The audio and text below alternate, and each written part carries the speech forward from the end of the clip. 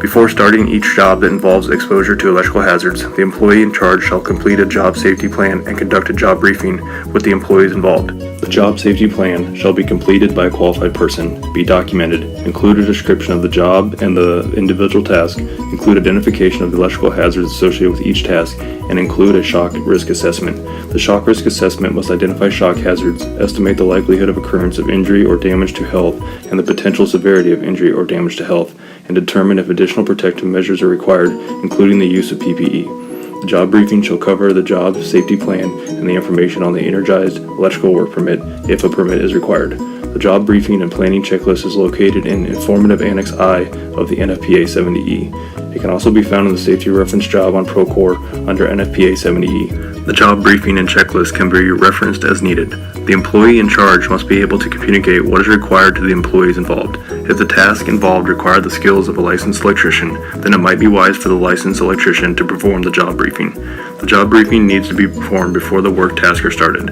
However, it should not be performed so far ahead that the employees involved might forget what was covered. The job briefing should include a discussion of the work procedures so that all parties fully understand the procedures before beginning the task. The job briefing also gives employees the opportunity to express any concerns they have about the task, the procedure, and their safety. Send the completed job briefing to your general superintendent and the safety director. You should be aware that additional electrical training may be necessary before you are put at risk of an electrical injury. If you do not feel that sufficient training has been provided to you, or that training did not address your specific concerns, you should express the need for the appropriate training before performing the task. Energized work shall be permitted where the employer can demonstrate that de-energizing introduces additional hazards or increased risk.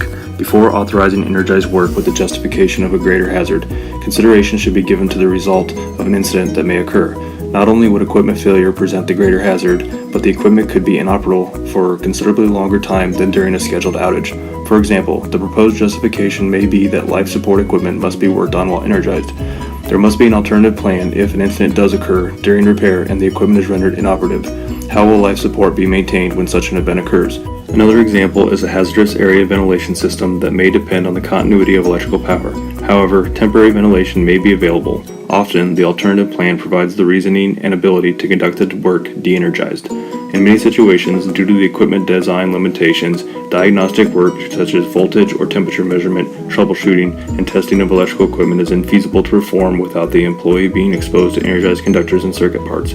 With the advent of remote programming and monitoring ports, however, what was considered to be infeasible may have changed. If it is feasible to install a remote programming port to program a motor-controlled center bucket electronic overload relay, opening the door and exposing an employee to energized electrical conductors and circuit parts may no longer be justified. Energized electrical conductors and circuit parts operate at less than 50 volts shall not be required to be de-energized where the capacity of the source and any overcurrent protection between the energy source and the worker are considered, and it's determined that there will be no increased exposure to electrical burns or to explosion due to electric arcs. Under normal conditions, electrical conductors energized at voltages less than 50 volts do not present an electrical shock hazard. A thermal hazard can exist in circuits that have a significant capacity to deliver energy even when the voltage level is less than 50 volts. For instance, battery installations can be connected so that an arc resulting from a short circuit could present a significant thermal hazard. An arc flash event could occur provided there is a large enough battery, even if less than 50 volts, or as a result of a discharge from a capacitor.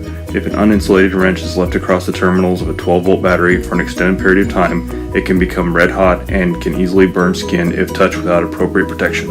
An energized electrical work permit can be found in the Informative Annex J of the NFPA 70E and in the Safety Reference Job on Procore. The purpose of a work permit is to ensure that people in responsible decisions are involved in the decision whether or not to accept the increased risk of injury to the employee assigned to the energized electrical task. An additional benefit of the work permit is that its review might initiate a decision to perform the work de-energized.